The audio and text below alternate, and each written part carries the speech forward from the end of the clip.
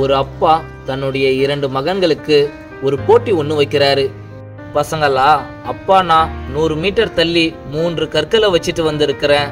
உங்க 2 பேர்ல யாரு அதுல பெரிய கல்லை என்கிட்ட எடுத்துட்டு வரீங்களோ அவங்களுக்கு இன்னைக்கு நான் ஆசைப்பட்டதை வாங்கி தரேன் அப்படின்னு சொல்றாரு. அந்த பசங்களும் சரிப்பான்னு சொல்லிட்டு போட்டியை ஆரம்பிக்கிறாங்க.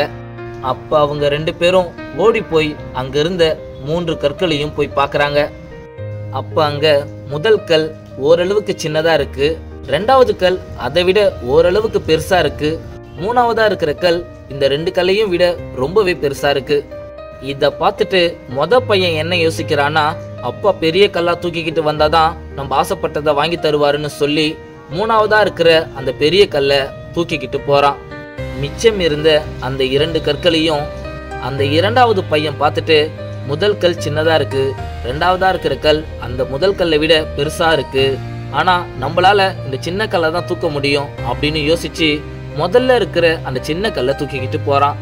முதல் பையன் ரொம்ப கஷ்டப்பட்டு அந்த பெரிய கல்லை பாதி தூரம் தூக்கிக்கிட்டு போயிட்டு, இதுக்கு மேல நம்மளால இந்த கல்லை தூக்க முடியாதுப்பா அப்படின்னு சொல்லிட்டு அந்த கல்லை கீழே போட்டுட்டு அவங்க அப்பா கிட்ட போறான்.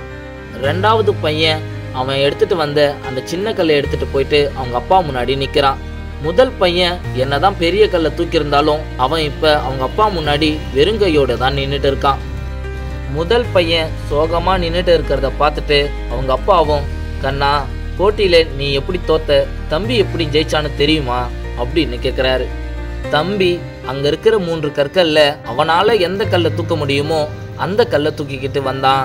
ஆனா நீ அப்படி யோசிக்கல, உன்னால தூக்க முடியுமா முடியாதான்னு கூட யோசிக்காம பெரிய கல்லை எடுத்துட்டு வந்தா நம்ம போட்டியில ஜெயிச்சிடலாம் அப்படின்னு மட்டும்தான் யோசிச்ச. அதுதான் இப்ப நீ வெறுங்கையை வீசிக்கிட்டு வந்து போட்டியில நீ தோத்ததுக்கு காரணமாவே இருக்கு. கண்ணா, ஒரு விஷயம் நீ நல்லா புரிஞ்சுக்கோ, எப்பவுமே ஒரு விஷயம் பண்றதுக்கு முன்னாடி இது நம்மளால பண்ண முடியுமா முடியாதான்னு ஒரு தடவை நல்லா யோசிச்சுக்கிட்டு அந்த வேலையை செய்யறது ரொம்ப நல்லதுப்பா.